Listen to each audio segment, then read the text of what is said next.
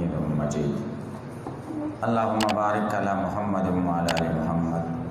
كما باركت على ابراهيم وعلى ال ابراهيم انك حميد مجيد. دا اذان ابتدا او بعض متفرق واقعات په ابتدا د بعثت او نبوت کې دو منځونه د سحر او د مازیګر فرض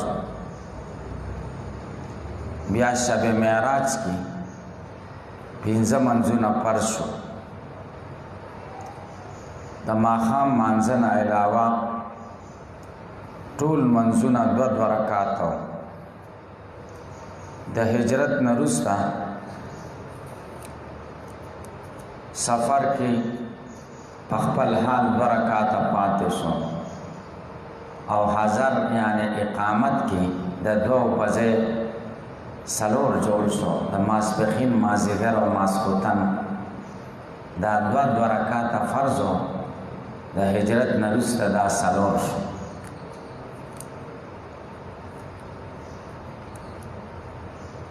په ابتدا د هجرت کې معمول داسې و چې مانځه وخت بشو نو خود به خلک را جمع کېدل په خپله بغیر د اعلان او بغیر د اخبار نه. د نبی کریم صلی الله علیه وسلم خیال پیدا شو داسې یوه طریقه اختیارول پکار دی چې خلک خبرېږي او ټول را جمع کېږي د جمع ټیم ته او مانځه وخت او خلکو له ټولو له سهولت خلکو سره مشوره وکړه صحابه سره چې څه کول پکار دي. چا وویلې ناقوس به استعمال کو په هغې په آواز به خلک راځي. چا نور تجویزونه پیش کړل لیکن ناقوس وغیرہ دا د غیر قومونو شاعر او علائم او د غیر قومونو سره مشابهت زمونږ دین نه خوښوي. زمونږ دین د دې اجازت نه ورکوي چې مسلمان دی په عباداتو او یا په غیر عباداتو کې د غیر قومونو سره مشابه. مسلمان یو مستقل قوم دی د دې به هر څه د نورو قومونو نه جدای. په ناقوس کې د نصاراو سره مشابهت و او په بوخت کې د یهودیانو سره مشابهت و. د دې وجې نه هغه پرېښودل شو. څه فیصله ونه شوه مجلس منتشر شو. عبدالله ابن زید یو صحابي و دی ډېر پریشان و دې مسلې ته ډېر خفه و. د شپې خوب ولیده یو د شنو جامو والا سړی د هغه ناقوس په لاس کې دی وایي زه ورشم چې دا ما باندې راخرڅ کړه. هغه وایي په دې څه کې زه ورته وایم چې مانځه ټیم کې په دې اعلان کوو اواز کوو خلک به راجمع کېږي د دې اواز تیز دی. وایي هغه سړي راته ویل چې د دې نه درته غوره الفاظ ښیم هغه الفاظ تیزه وایي نو خلک به راجمع کېږي. وای ما ورته ویل چې هغه کم الفاظ دي. وای هغه راته داسې الفاظ ویل چې الله اکبر الله اکبر اشهد ان لا اله الا الله اشهد ان لا اله الا الله اشهد ان محمد رسول الله اشهد ان محمد رسول الله حي على الصلاه حي على الصلاه حي على الفلاح حي على الفلاح الله اکبر الله اکبر لا اله الا الله. او بیا یې راته وویل چې کله اقامت کوئ مونځ نږدې شي او مانځه له ودرېږئ نو د حي علی الفلاح نه وروسته دوه کرته قد قامت الصلاة اضافه کوئ. سهار چې شو نو په منډه رسول الله صلی الله علیه وسلم ته راغی. ورته وایي ما خو خوب لیدلی او داسې کلمات راته خوب کې تلقین شوي. نبی کریم صلی الله علیه وسلم ورته وایي ان هذه لرؤیا حق ان شاء الله تعالی دا د رښتیاو خوب دی انشاءالله. بیا رسول الله صلی الله علیه وسلم عبدالله ابن زید ته حکم وکړو چې لاړ شه بلال به ودرېږي دی به دا اذان کوي او دا کلمات ورته ته ورو ورو وایه دته ور زده که دی به په تیزه وایي دی به اذان کوي بلال رضی الله تعالی عنہ اذان شروع کو حضرت عمر رضی الله تعالی عنہ وګونو ته چې دا اذان ورسېدو نو صادر اذان سره راکش کاوه په منډه راغی او نبی کریم صلی الله علیه وسلم ته وایي والذي بعثك بالحق لقد رأيت مثل الذي أرى زما د پاک خدای قسم چې ته فرشتہ او پیغمبر جوړ کړي ما داسې خوب لیدلې چې څه لیدل کېږي څنګه اذان چورم داسې خوب کې مې داسې لیدلې نبی کریم صلی الله علیه وسلم ورته فرمایل فلله الحمد خدای ته حمد عبد الله ابن زید هم ډېر خوشاله شو چې زما بچان خوب عمر رضی الله تعالی عنہ لیدل او د خوب تصدیق وشو اوسوان دا چې عبد الله ابن زید په خپل د اذان ولې نه کو چې نبی کریم صلی الله علیه وسلم ورته حکم کړی بلال رضی الله تعالی عنہ ورته ولې منتخب جواب دا دی یو خو حدیث کې راغلی دی چې نبی کریم صلی الله علیه وسلم ورته وایي چې د आवाज تانه اوچت دی د بلال رضی الله تعالی عنہ आवाज اوچت او شریف مسله دا ده چې اذان به هغه څوک کوي چې आवाज یې اوچت او ښایسته او زمونږ د مساجدو کې معامله الټه ده بدرنګه आवाज یې اذان نه کوي ډېر کریح اوازونه سپینګیري کریح اوازونه اذان نه کوي دویمه وجه دا ده چې بلال رضی الله تعالی عنہ ته په مکه کې د توحید او د رسالت په مسله ډېر تکلیفونه رسېدلي وو او ډېر د مظلومیت ژوند او زندګۍ تېره کړې وه اوس چې د مسلمانانو یو مستقل ځای شو یو مستقل حاکمیت شو او یو مستقل حکومت شو او د عبادت مستقله طریقه شو او توحید او رسالت اعلان په اوچت آواز کېږي نو بلال د ټولو نه ډېر مستحق و چې د توحید او د رسالت د آواز علی الاعلان همدغه وجه ده چې مکه کله فتح شوه د دواړو جهانو سردار محمد رسول الله صلی الله علیه وسلم بلال رضی الله تعالی عنہ ته وفرمایل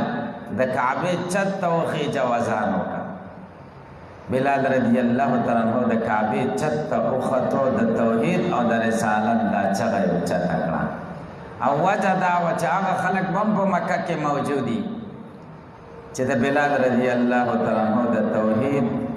او په رسالت په مسله د مظلومیت زندگی لیدلی چې اوس د اسلام فتح وګوري او دا ورته ښکاره شي چې کم شخص د توحید او د رسالت په مسله کې مظلومیت زندگی تیره کی آخر نتیجه یې ده دې وجه نه بلال رضی الله تعالی عنہ د اذان لپاره انتخاب شو درېمه وجه پکې دا ده چې اسلام خلکو له دا تعلیم او ښایي چې په اسلام کې تور او سپین عرب او عجم غریب او مالدار خادم او مخدوم یو په بل فضیلت نه لري فضیلت صرف او صرف د تقوا په بنیاد دی مشري صرف او صرف د تقوا په بنیاد ده د نبی کریم صلی الله علیه وسلم د نسب او د رشتې ډېر خلک موجود وو او دا اعزاز یو حبشي غلام چې د نبی کریم صلی الله علیه وسلم عاشق و هغه ته د الله پیغمبر صلی الله علیه وسلم ورکړه چې د خلکو ذهنونو کې دا خبره واچي چې اسلام کې قومي امتیاز نشته اسلام کې د مال والا برتری نشته په اسلام کې برتری صرف او صرف په تقوا ده ان اکرمکم عند الله اتقاکم دیم په مدینه منوره کې يهوديان اوسېدل او يهوديان خو ډېر ضدیان خلک دي او د اسلام او د مسلمانانو سره ډېره دښمني ده او نبی کریم صلی الله علیه وسلم د بعثت نه مخکې په تیرو کتابونو عالمانو دوی پوهېدل چې دا پیغمبر رښتینی دی او دوی انتظار کوو او انصارو ته به ویلې چې جګړه به شوه چې تاسو موږ سره جګړې کوئ خیر دی زمونږ پیغمبر را روان دی بیا به تاسو سره ګورو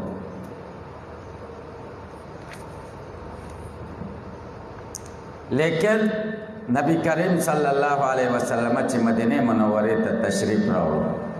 د مدینه منورې په ګرد او نواح کې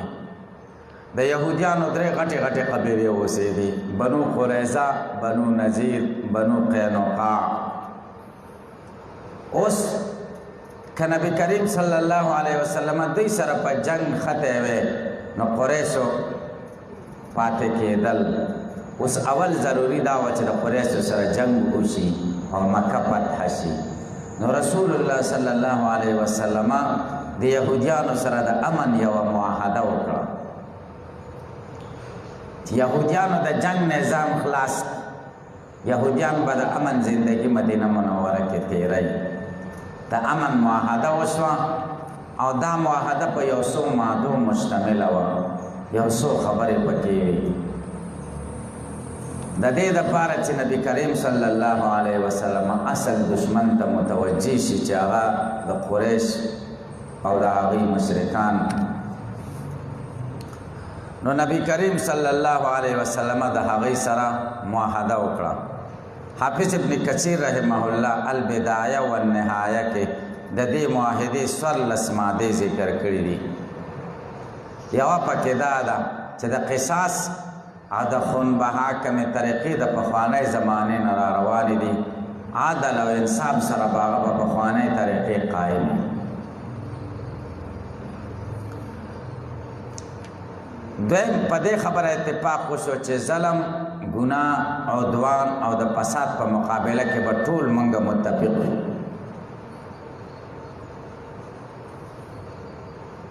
دریم پکې دا خبره وه د نبی کریم صلی الله علیه وسلم کم دشمن که په مدینه منوره حمله کوي په یهودیانو به د نبی کریم صلی الله علیه وسلم مدد لازم یهود به د نبی علیه السلام مدد کوي څلورم پکې دا خبره وه چې د جنگ په وخت کې به یهود د ځان او د مال سره د مسلمانانو مدد کوي او د مسلمانانو د خلاف به د هیچا سره نه ودرېږي پنځمه پکې دا خبره مسلمان که د چا سره صلح کوي یهود به هم په دې صلح کې شریک دي د هغوی سره یهود بیا جنګ نشي کولی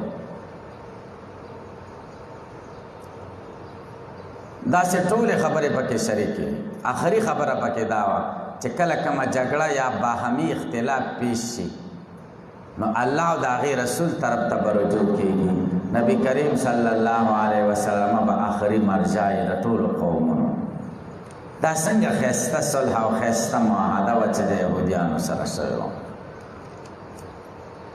بیا د دې نه وروسته څه متفرق واقعات شوي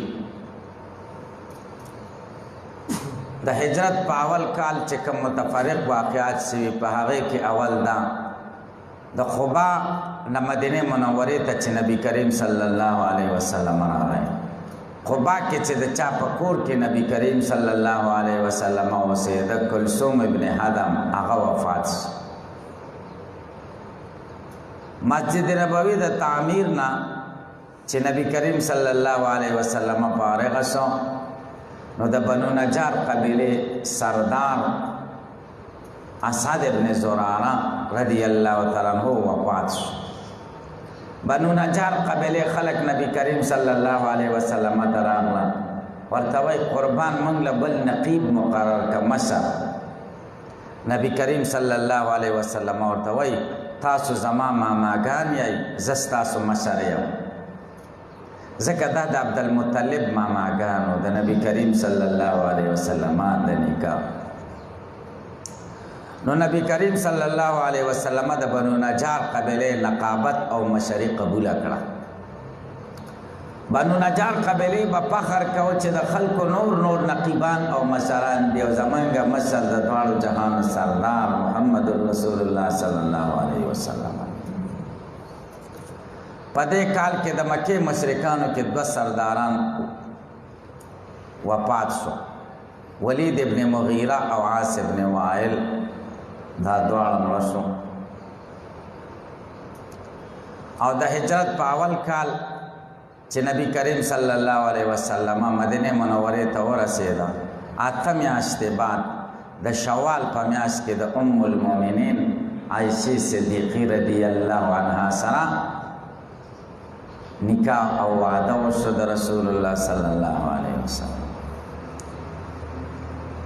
بله واقعه دا پیښه شوه چې هجرت نه وروسته چې کله مسلمانان مدینه منورې ته ورسېدل، نو مدینه منورې کې د ټولو کویانو اوبه تروې وي،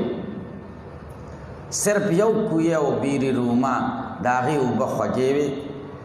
او دا د یو یهودي ملکیت و، بغیر د قیمت نه به یې چاته نه ورکولې. مسلمانانو غریبانانو ته ډېر تکلیف پیدا شو چې موږ سره دومره پیسې چېرته دي چې اوبه پرې واخلو. حضرت عثمان رضی الله تعالی عنہ دا کوی واخیسته د یهودي نه. بیا نبی کریم صلی الله علیه وسلم ته په جنت کې د یوې چینې په بدل کې ورکړه چې دې په بدل کې به ما ته الله جنت کې چینه راکوي او د مسلمانانو لپاره وقف کړه او چې د چا خوښه یې او څنګه یې خوښه یې دا اوبه استعمالولی شي. نو دا اجمالی واقعات د هجرت په اول کال شوي. نور مختلف واقعات شوي، تحویل قبله شوی دی، قبله چې کوم دی بدله شوه د بیت المقدس نه بیت الله ته. نبی کریم صلی الله علیه وسلم چې مدینه منورې ته لاړو نو بیت المقدس طرف ته به یې لمونځ کوو. 14 یا 18 میاشتې بیت المقدس طرف ته خدای خوښه وه چې کاش چې بیت الله راته بیا قبله شي. نو الله جل شانه بیت الله طرف ته حکم وکړه چې بیت الله طرف ته لمونځ کوه. تحویل قبله وشو، فول وجهک شطر المسجد الحرام، دا حکم د